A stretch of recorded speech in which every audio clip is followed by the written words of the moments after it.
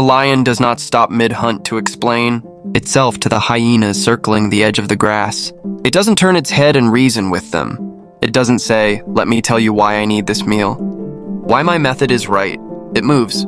The hyenas can watch, laugh, howl. The lion was never hunting for their approval. Now think about your own life. How many hours have you spent explaining a decision to someone who was never going to accept it? No matter what you said, you laid out your reasons, your evidence, your heart, hoping that if you explained clearly enough, they'd finally understand. But they didn't, because they were never confused. They just wanted you to doubt yourself. What if explaining yourself isn't proof of confidence? What if it's proof you're still looking for permission? Marcus sat at his parents' dinner table with a folder of numbers. He had just left a stable job to start a small logistics company. He'd done the research. Market gaps, projected margins, a plan for the next 18 months. He explained all of it, calmly, clearly, like a man defending a thesis. His father listened, nodded once, and said, "Sounds risky." His sister asked why he couldn't have just waited a few more years. By the end of the night, Marcus had answered every question in that room, and somehow felt smaller than when he sat down. Have you ever noticed that the people who ask you to explain yourself the most are usually the ones least willing to accept any answer you give? They're not confused. Confusion looks for information. What Marcus's family wanted wasn't information, and it was reassurance that his choice wouldn't disturb their picture of who he was supposed to be. When someone changes, the people around them don't just question the change. They question what it says about the years they spent accepting the old version. So Marcus kept explaining. Every family gathering became another defense. Every phone call from his sister turned into a debate he didn't ask for. And here's what nobody warns you about.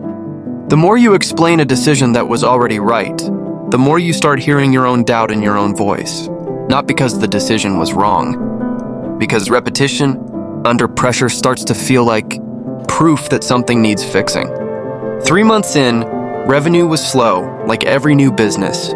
Marcus almost folded the company, not because the numbers demanded it, but because he was tired of defending a choice nobody else believed in.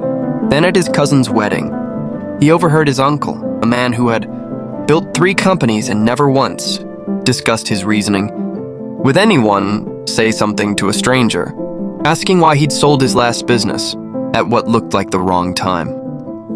His uncle just said, "I don't explain moves, I explain results," and walked away. That sentence didn't sound arrogant to Marcus. It sounded like relief.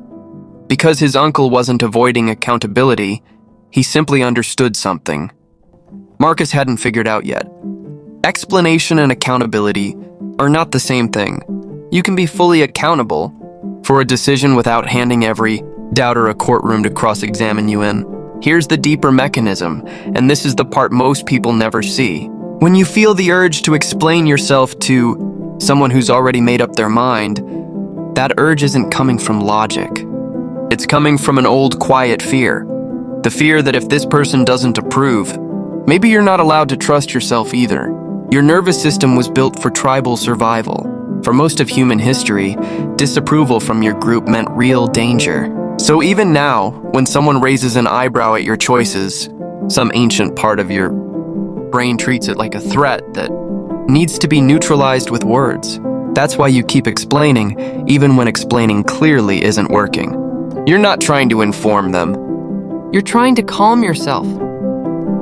Once Marcus understood that, everything shifted.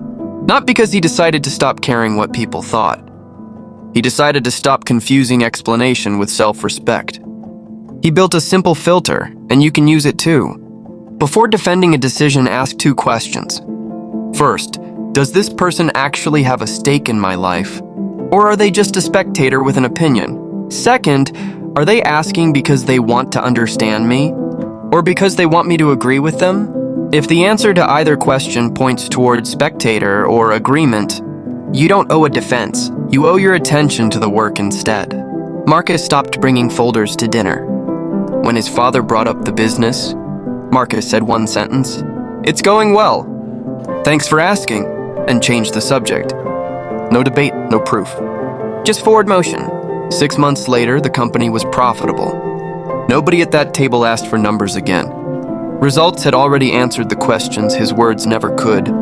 This isn't about shutting people out or refusing to communicate with the people who genuinely love you and want to understand your life.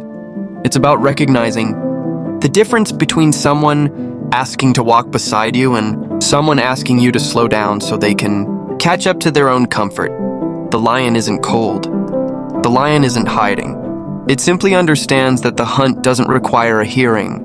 If this video made you recognize a pattern in your own life, the folder you keep bringing to dinner, the argument you keep having in your head with someone who is never going to change their mind, don't just feel this for the next 10 minutes and move on. The next time you feel the pull to explain a decision to someone who has no real stake in your outcome, try silence instead. Let your results carry the weight your words used to carry.